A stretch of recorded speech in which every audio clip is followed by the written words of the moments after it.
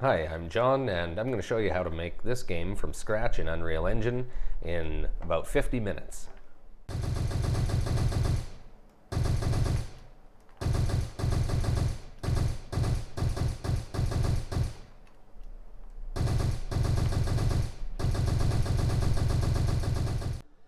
Alright, I'm going to get started here with a third-person template, and what I'm going to do is add the first-person content to this template. So I'll go to the content drawer, add, feature, content pack, first person, add to project.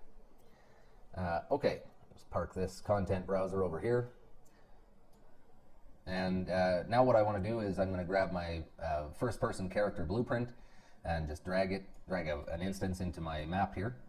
And I'll go to details here, possess, and auto possess player 0. I'll delete this player start down here. Okay, and what I want to do is I want to spawn some third-person characters as zombies. So first thing I'll do here is just go to my content folder, make a new blueprint, actor. I'll call this one zombie spawner, and I'll open that up here. Go to the event graph. All right, and what I want to do here on begin play, I'm going to say get all actors of class, and I want to get the first person character.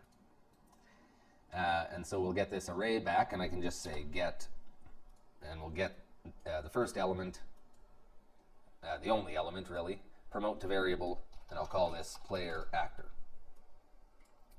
All right, so I saved a reference now to the player actor. And what I want to do with this spawner actor is I'm going to go set timer by event and set this to looping, and every, let's say 3 seconds. I'll drag back here off event, make a new custom event called spawn zombie. All right, and what I want to do here is I'll right click and type navigable. I want to get random location in navigable radius. And the origin is going to be this actor, so I'll say get actor location. And the radius can be something like, let's say 300. All right, and then what I want to do is drag from here and say spawn actor from class. And I want to spawn a third person character. And I'll split the transform pin here, plug the location in. All right, and I'll leave the rotation and the scale just how they are. Collision handling, I'll say try to adjust location, but always spawn. And what I want to do is send the player actor reference to the third person character blueprints that we're spawning. So I'll open up the third person character blueprint. Okay, and first I'll add a variable here called player actor. And I'll set the type to first person character. All right, and what I'll do here is say instance editable and expose on spawn. And now if I compile and go back to my zombie spawner actor, on this spawn node, I'll need to refresh, right click, refresh nodes. Now I can send this player actor variable directly. So I'll drag this out, get, pipe it in there. All right, and now our actors that we're spawning here every 3 seconds are going to receive the reference to the player actor. And what I want to do is over in the third person character, I'll find a new spot on the event graph here just above the default blueprints. And I'll say event, first I'll say event begin play. And I want to set the speed for these, the movement speed for these spawns. Get character movement here, set max walk speed, and we'll set them to a random walk speed. I'll just right click here and say random float in range, and plug the return value in, and we'll get a float between, let's say, 100 and 300. All right, and after setting the walk speed, what we'll do here is first I'll make a custom event. This will be seek player. Okay, and what I want to do here, I'll just drag off this, say move to location.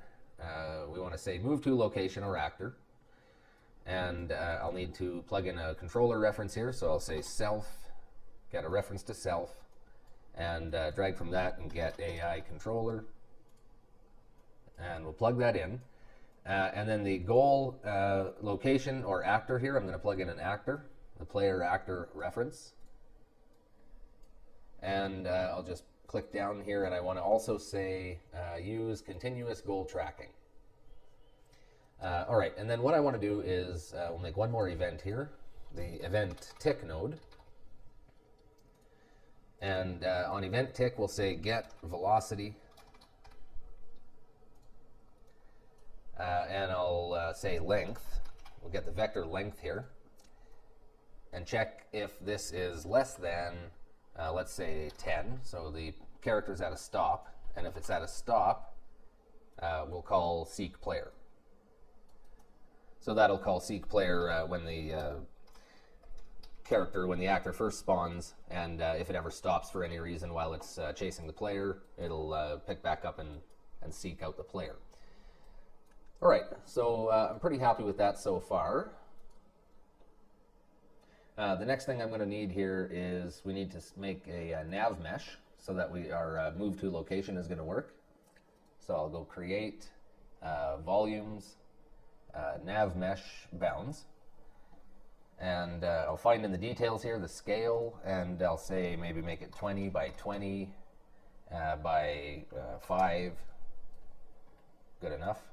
Just move this over a little bit here. All right.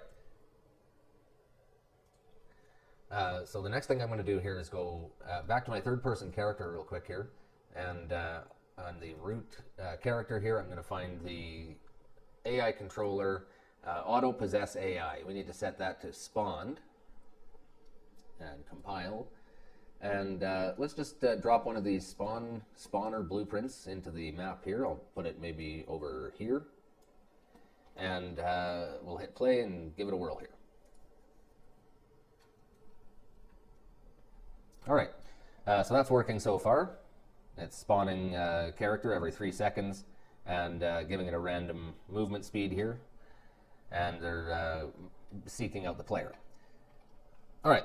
The next thing I'm going to do here is I want to make an animation change here.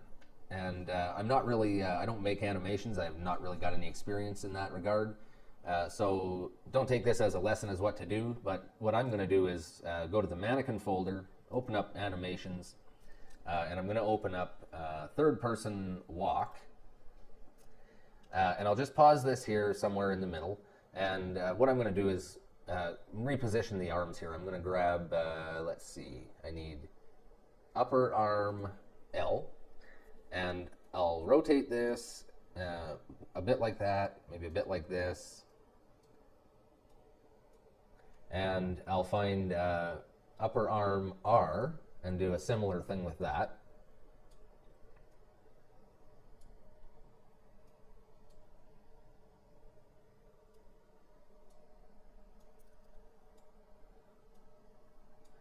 Okay, and so now I'll press play here, and we've got a motion like this. And I'm not really that happy with that yet here, so I'm going to just pause it again, grab this arm, and move it just a bit more here.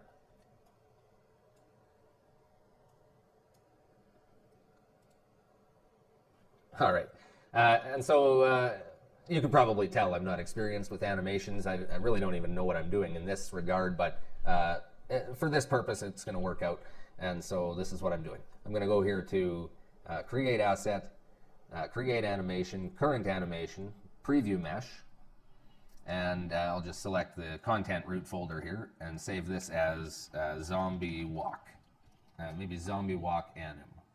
All right, and I don't know why it does that, but I know the animation is fine, I'm sure, so we'll just check it out here. Yeah. All right. So moving on here. I'm going to go back to the mannequin animations folder, and this time I'm going to open up third person run, and we'll do a similar thing here. Just grab the upper arm here, and we'll need to I'll also need to move the lower arm, rotate this out, and we'll grab the other upper arm here.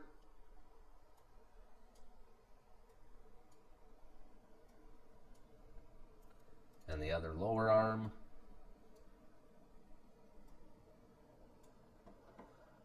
Okay. Yeah, good enough. So I'll go create asset, create animation, current animation, preview mesh, and in the root folder here, I'll call this zombie run anim. Okay, and I'll close that. And now what I want to do then is I'm going to find the third person anim VP, and I'll double click here on locomotion. And just double click that one, the locomotion state machine, double click, and walk run, and blend space 1D, I'll open that. Okay, and here's where I'm just going to delete these ones here, and I'll drop in my zombie walk anim. We'll put this at a speed of, let's say 100, way down there. I guess it starts at 100. So that's good enough. And then, well, move it over a little. And zombie run here, we'll put this at 300. Well, or 250, let's say. 250 or faster, and it's we'll do a full out run. Okay. So I'll compile that and close. And we'll just give this a quick look here. All right. And so we've got our zombie flailing arms. Good enough. Okay, what's the next thing we can do here?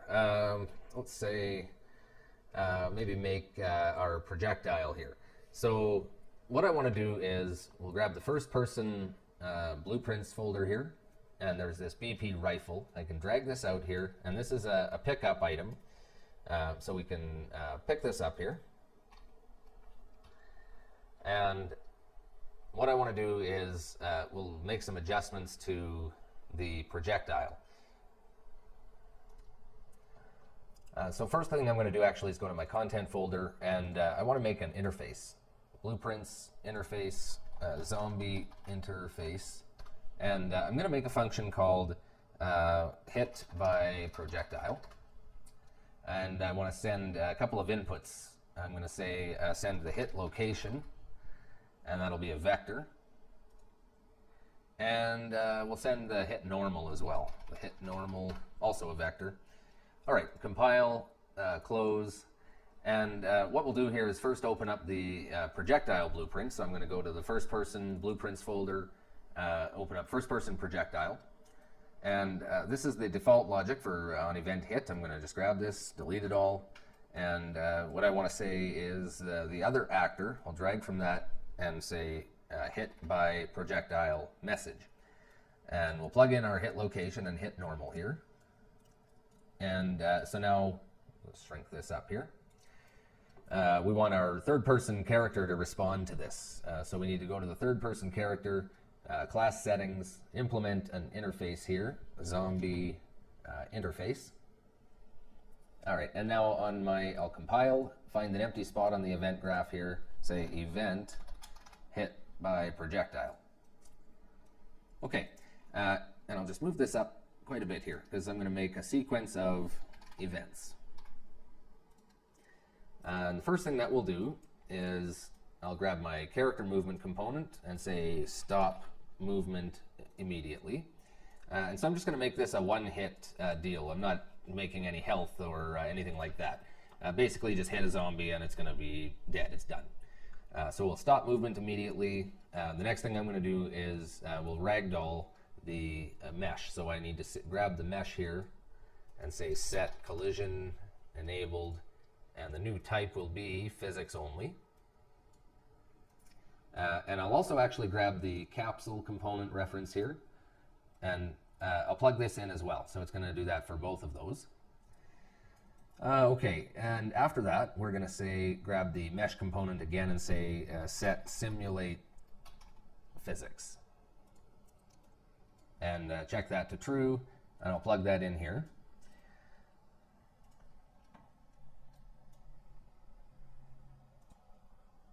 Okay, next I'm going to add an impulse to the mesh. We'll say grab from mesh here, add impulse at location. All right, and I'll plug that in here, and I'll plug in the hit location here to location. And for the hit normal, what we want to do is, first of all, need to reverse the direction. So I'm going to multiply this, and I'll convert this to a float, and multiply it by -1. And then I want to increase the magnitude. So I'll multiply this again, and I'll just plug this in here, convert this to a float again, and I want to apply quite a bit of impulse. Let's say 250,000. Okay, so when the projectile hits the character, it's going to stop movement, set up ragdoll, and apply an impulse at location, at the hit location. Good enough for now. So let's check it out. First thing we'll need to do actually is set the mesh here. We'll go to the collision type and make sure this is block all. And that should work. Let's try it out.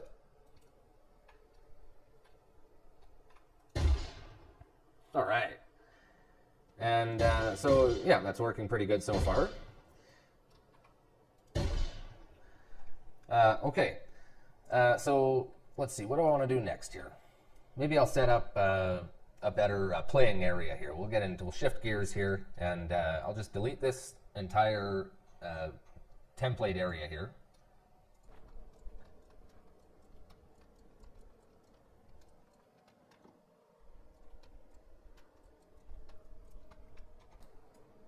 All right, and so I've deleted everything. I've just left these blue cubes here just for a minute. I want to play with those after. And what I'm going to do is add a landscape. I'll go to landscape mode here, and I'll just keep the defaults and say create. And let's see here. We'll go back to select, select the landscape, and set the Z here to 0. There we go. Okay, back to landscape mode. I'll just save everything here. And I'm going to go to a bird's eye view, way up top here, and using 2048 for a brush size, and I'll put my tool strength all the way to 1 here. I'm just going to make a circle like this, kind of around the landscape. And I'll go over that circle a couple of times here. Maybe 3 times, let's say.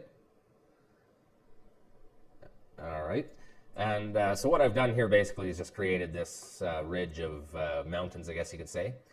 And what I want to do is maybe turn my tool strength down to 0.3 or so, and we'll just make a little bit of hills through this inner area here, so it's not completely flat. Something like that. Okay, and bump a couple more of these up a little. Okay, so now I want to make a landscape material. So I'll just go back to select mode here, and I'll go to my content folder, right click, make a material. We'll call this the zombie landscape MAT. All right, and what I'm going to do here is get a landscape layer blend. And I'll change my material node here to use material attributes. So we can plug this right in here. And the layer blend, I'm going to add, let's say, 3 layers here. And so the first layer I'm going to make here, we'll call it concrete. The second layer here, I'll call it good old grass. Third layer here, we'll do sandstone.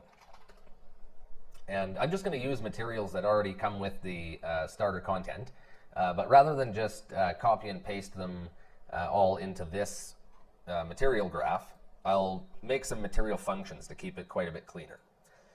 So I'll just right click here, material, make a material function, concrete underscore MF.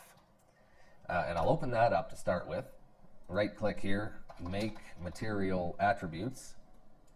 And I'll plug that in. And now I'll go back to my content browser.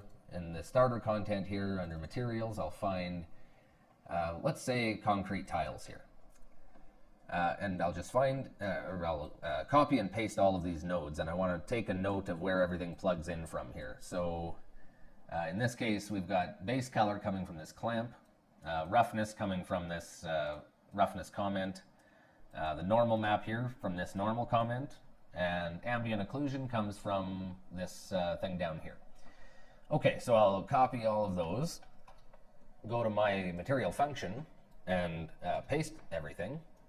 And we'll just plug everything back in. This was the AO, the normal, this was base color, and roughness. All right, so I've copied the concrete material here. So I'll close this up, and I'll close concrete tiles. And I'll go back to my content browser here and make another material function.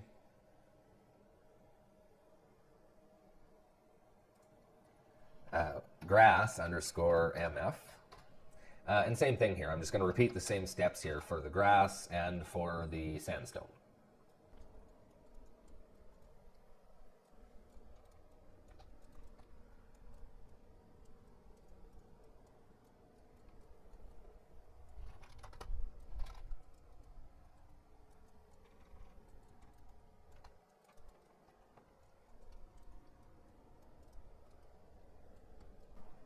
All right, so I finished that, and now I've got those three material functions here in my root folder.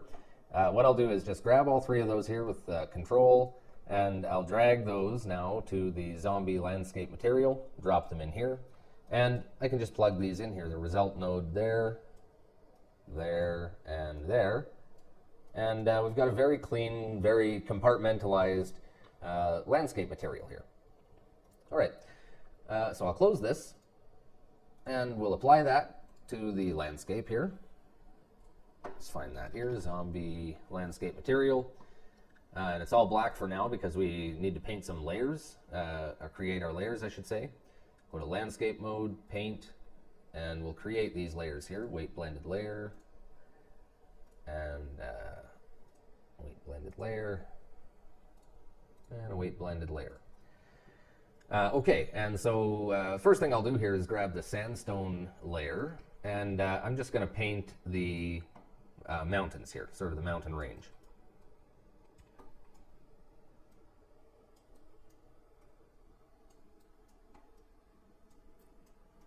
All right, and next I'll grab some grass here, and we'll paint some of this area here.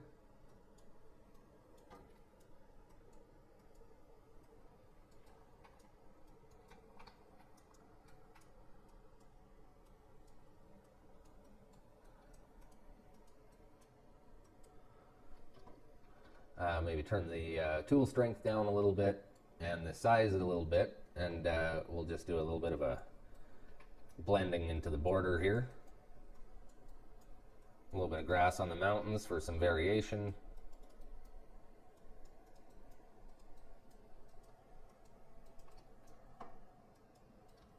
All right, and let's see here.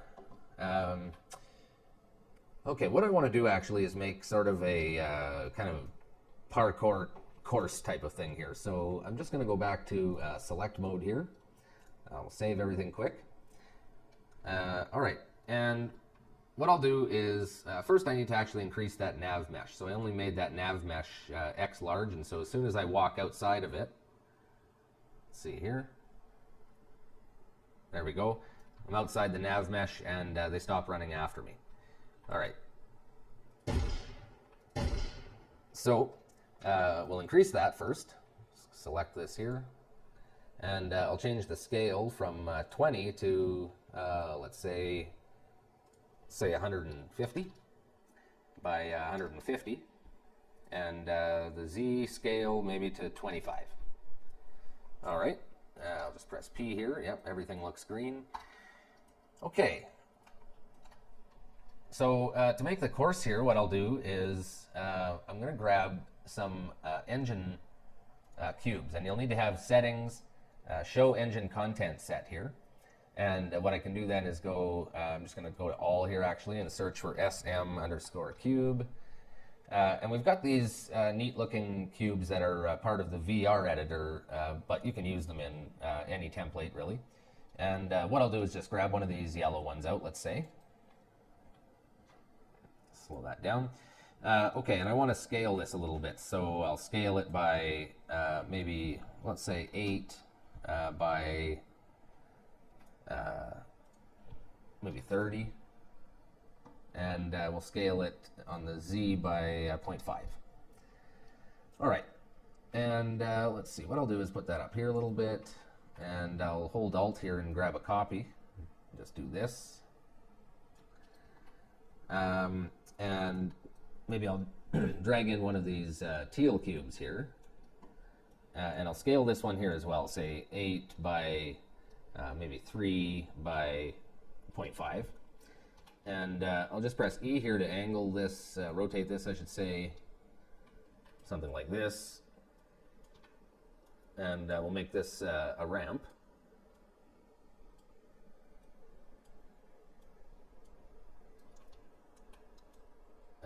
Let's see here, we need to angle this just a bit more. Okay. And that's good enough. I'm not going to get too picky about it. Maybe we'll move this over here. And what I can do then is just grab these 3 pieces, and I'll hold Alt here and make a copy. E to rotate 90 degrees maybe, and plug this in over here. Maybe one like that. And I'll just hold Alt here and duplicate again. And I'll just play with these pieces to make something cool looking here.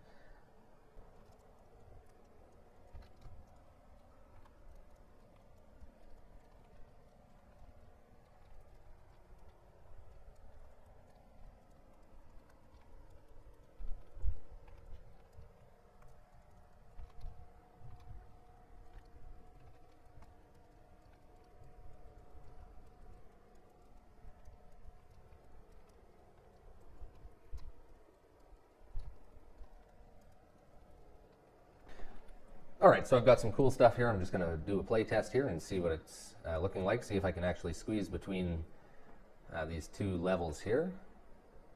Yeah, so that kind of height difference is fine there. All right, and so what I want to do here next actually is just exit this, and I'm going to set the directional light to be quite a bit less intense. I'll find the directional light here in the outliner. Intensity 3 lux. Let's set this to 0.2. Basically nighttime now. And we can see that our material here has some emissive color. And so what I want to do though is actually increase the amount of emissive light coming from this material. And so what I'm going to do here is open up this SM cube to take a look here at the material. It's the this is a material instance actually. And the parent here is mFloor01. All right. So what I'll do here is I'll find that mFloor01 here, mFloor01, and I'm just going to duplicate this, and I'll call it my mFloor01, and I'll move that to the content folder. Okay, and then I'll go to my content folder, and I'll open that. And what I want to do is on the emissive color pin here, I'm going to add another multiply node. And we'll multiply this up by, let's say, 5. Let's try that out at first anyway. Okay, and what I want to do then is we'll open up mi cube 01 here. And I'll set the parent here to my floor 01 material. All right, and right away we can see a difference there. But I'll also need to change the materials for the other 2 cubes. So I'll just open those up here. SM cube Oops. Okay, I'll open up the red one here, and that's this material. And I'll set the parent here to my floor 01. And one more here. Open up the teal cube here, my floor 01. All right. So I'll close all these materials and the cube, and we'll take a look now, and we're getting quite a bit more light here off of that, so that's kind of the effect I was going for there. And what I want to do as well here is add maybe some more lights. So I'll make, what I'm going to do is make a new actor. Go to my content folder, right click, new blueprint, actor, lamp, we'll call this light post. Okay, and for this one here, I'm going to add a static mesh, and I'll set that to, I'll find that red SM cube mesh here, this one here.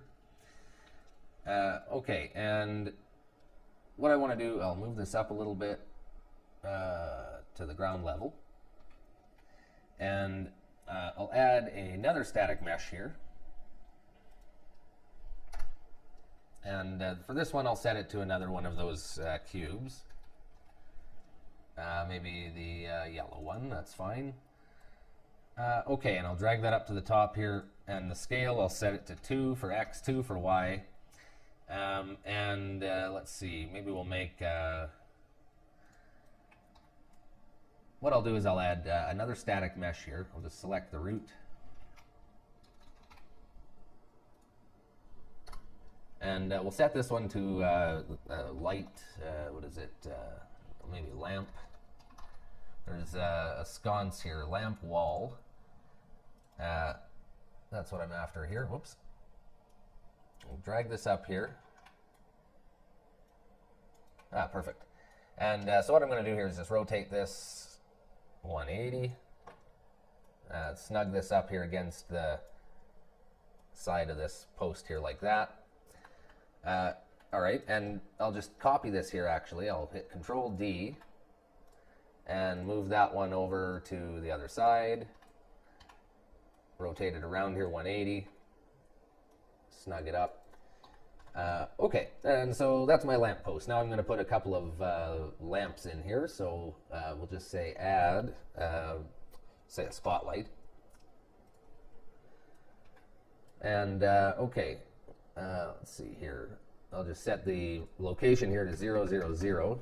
So it's because I made it a child here of this sconce mesh, so it'll be right inside of it here. Wrong angle though, we need to set the angle here to maybe 140 here. That's all right. Let's maybe make it 125. Okay, and I'll set the attenuation radius here. Actually, I'll just set the intensity a bit higher. Maybe we'll make this like 50,000.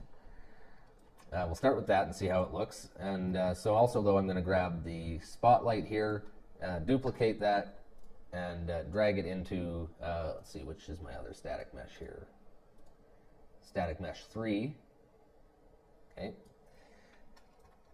And, all right, perfect. Yeah, so the angle here is relative to its parent, so both of them are good now. Just select both here. That's our lights. I am pretty happy with that, so let's take a look here. We'll just drag this actor into the map here.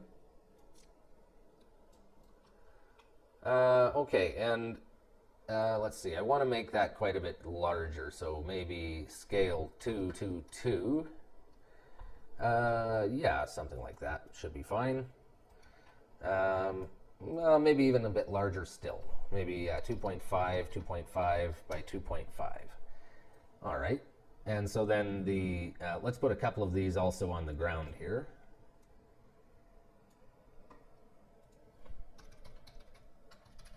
Same scale. And, okay. I'll go back to the actor here, and I'm going to change the color of this light to be a little more yellow. A little bit yellow. The attenuation radius maybe can be a bit more like 2000. All right. And yeah, let's place a few more of these around here. Let's drag this with Alt over here. And we'll just add one up here as well. Scale that up.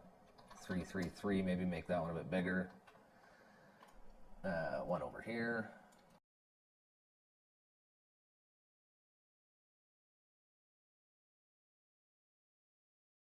All right, so I'm pretty happy with that. Next thing I want to do here then is I want to work on the particle effects that we have for our weapon. What I'll do first here is just make a new Niagara effect here. I'll right click, Effects, New Niagara System, just an empty system, and I'll call this projectile underscore FX. All right, and let's see, what I'm going to do here is add an emitter. I want to add a ribbon emitter, or let's see here. Okay, I'm just going to start with a simple sprite burst here. And I'll just delete this sprite renderer. I'll say delete, add a ribbon renderer. And material here, I'll find the ribbon material. And you'll need to have engine content showing here to find this default ribbon material. And let's see here, we'll change spawn burst instantaneous. I'll delete that and we'll add a spawn rate. And I'll set that to, let's say 50. Initialize particle. Okay, we'll leave it the white color and we'll say ribbon width here, maybe 3.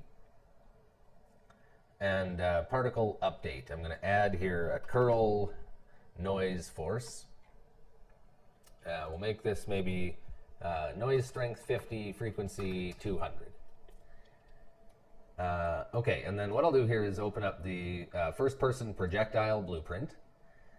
And I'll find the sphere here. And I'm just going to set this to visible false. All right, and I'll attach to the sphere the Niagara particle system. Projectile FX, yes. Okay, so it's automatically set this up here, projectile FX. And, well, let's just see here. See where we're at so far with that. All right, so we've got this, this trail happening. And it's probably lasting a little bit longer than I'd like here. So let's see, we'll go to initialize particle, lifetime. Let's set this to something like 0.8. And I wanted that curl noise to be a bit stronger. Let's set this to, maybe I'll set this to 200 and the frequency to 50. Yeah. All right, and the other thing I'm going to do here is I want to make a couple more trails here. I'm going to duplicate this, Control D, and I'll duplicate it again here, Control D. And what I'm going to do is for each of these, I'll go to initialize particle and change the color. Let's make this one pink, let's say. Ribbon width here, maybe a bit thinner. Let's make it ribbon width 2. And the curl noise force, maybe we'll change this up a little bit. I'll make it 300 strength and a frequency of like 15 or something. And the next emitter here, I'll find the initialized particle, set this one to, let's make it green or something like this. And ribbon width, I'll make it smaller as well, 2. Curl noise force, oops, I double clicked that. The curl noise force, just find something else again, like 500 and frequency of maybe 75. So they'll all be just a little bit different trails, and so they'll differentiate from each other. Let's take a look here, see what it looks like. All right. So yeah, that's basically what I'm after. A couple more things I'm going to do here, though. Let's change up that sound a little bit. So what I'm going to do is let's find the first person. Let's find the first person character, I believe it is, or maybe it's the rifle. Let's see here. Blueprints, character. Call use item. All right, let's open up the rifle here. There we go. And somewhere in here it's playing a sound. Here it is. Play sound at location. First person template, weapon fire. Let's say we change the pitch here. I'm going to change this up to 4 and see if that sounds a little bit better.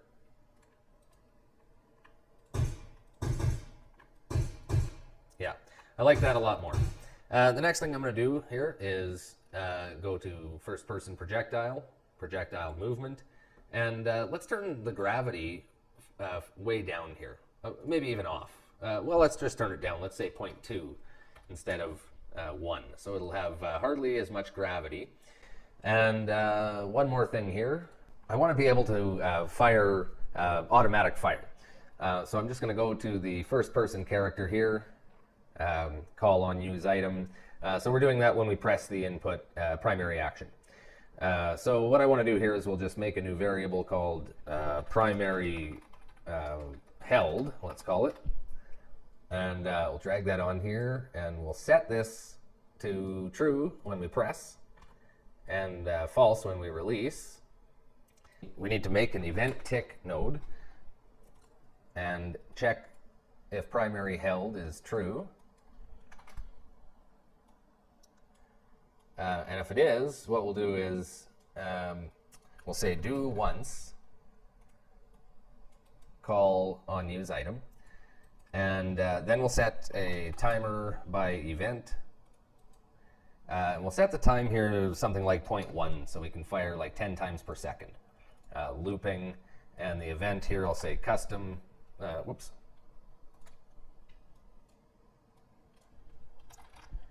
custom event, cooldown gun. All right, and I'll just plug this into the reset here. And we'll make some reroute nodes there. All right.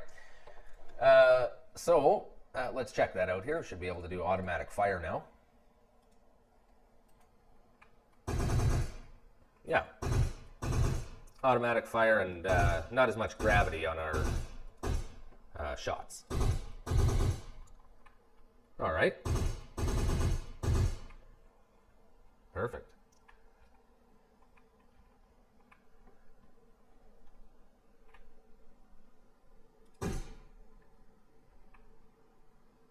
All right, what's the next thing we'll do here? Let's see. I'm going to add some extra spawners, actually. Let's go to content here. We'll put the zombie spawner actor, and I'll put one maybe over here, and another one over here, maybe one over here. And well, let's maybe put one more over here. And since we're going to be spawning so many of these, actually, what I want to do here, I'll just save everything. I'm going to go to my third-person character, and or actually, I want to go to the mesh for this character. So I'm going to open up the mannequin folder, character folder, mesh, SK mannequin, and I'll just zoom in a little bit here so we can see in a bit more detail what's happening here. Okay, and I'm going to set the minimum LOD here. Normally it's at 0, which is to use the best LOD, and we can see here LOD 0 has 41,000 triangles.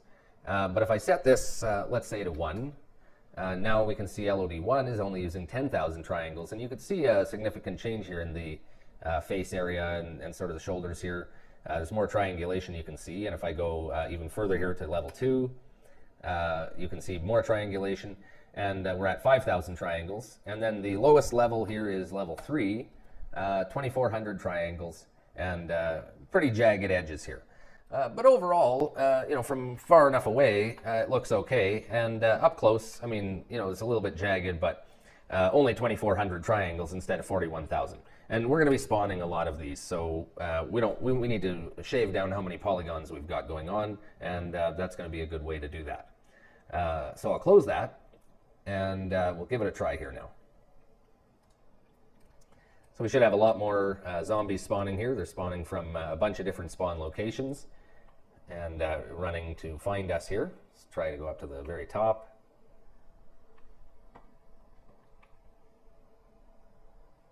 All right. Pretty decent so far. I believe there was only one way up to here, yep. And so let's say I drop down here, down here. All right.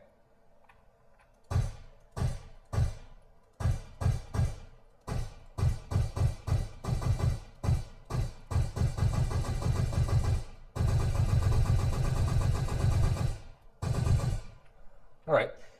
One more thing I want to do here actually is make a hit particle effect. So I'll go to my content folder here, right click, and we'll go to a new Niagara system, empty system, sure. I'll call this one zombie hit underscore FX. Okay, and for this one I'll say add an emitter, a directional burst, and we'll find add velocity in cone here, and I'll change the cone angle to 360. And maybe I'll take off the gravity force here, and we could set the drag here to a bit higher here, like between 2 to 3, let's say, or even higher, let's say 4 to 6. Okay, and let's see, what else we could do here is maybe set the length of these a little longer. So let's say instead of between 6 and 14, 12 to 30. All right, and the initialized particle lifespan, I'm going to lower that to, let's say, 0.3 to 0.5. Yeah, there we go.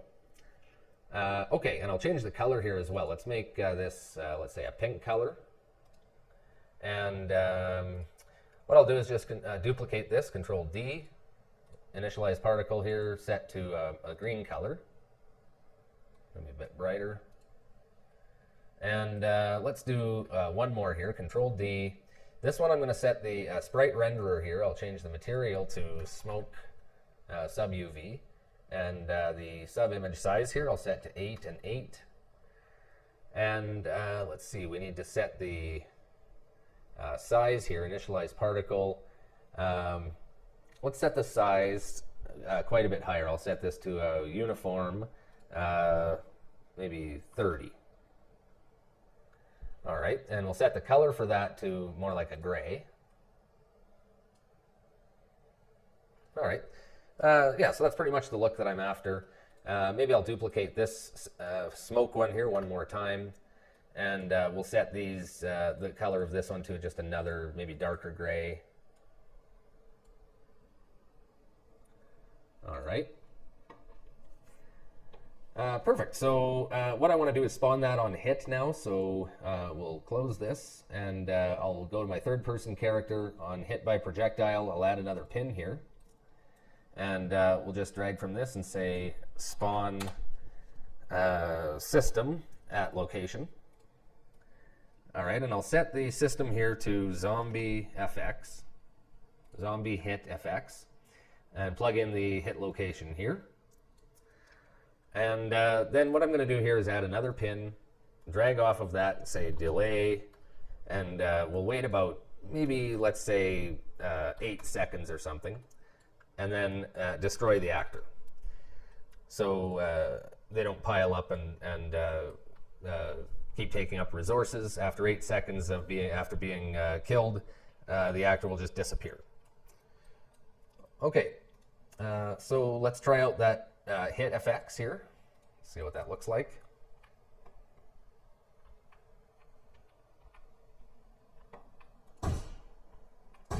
Okay, not bad. And so ultimately you could also add a sound here for when the projectile hits a zombie. We don't have any sound effect or anything plugged in there. But overall I'm fairly happy with the way that it looks. All right, well, that's pretty much it for this video.